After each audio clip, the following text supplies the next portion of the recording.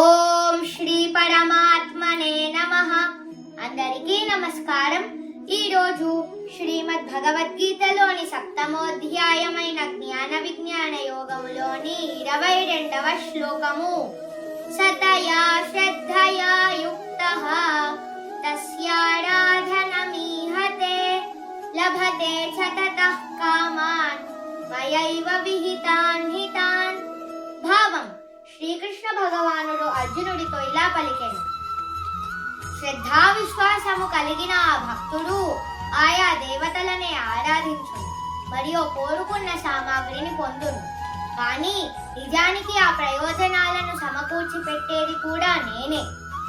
23వ శ్లోకము. అంతవత్తు ఫలం తేషాం తద్భవత్యల్పమేధసాం దేవాన్ దేవయజో యాంతి మద్భక్తా యాంతి మామపి. భావం: శ్రీకృష్ణ భగవానుడు ఇంకా అర్జునుడితో ఇలా పలికెను: ఓ అర్జున, కానీ ఈ అల్పజ్ఞానము కలిగిన జనులు పొందే ఫలము తాత్కాలికమైనది. దేవతలను ఆరాధించిన వారు ఆయా దేవతా లోకాలకు వెళ్తారు. కానీ అదే సమయంలో నా భక్తులు మాత్రం నన్నే చేరుకుంటారు. 24వ శ్లోకము. అవ్యక్తం వ్యక్తిమాపన్నం మన్యంతే మామ బుద్ధయః పరం భావమజానంతో మమావ్యయమనుత్తమం.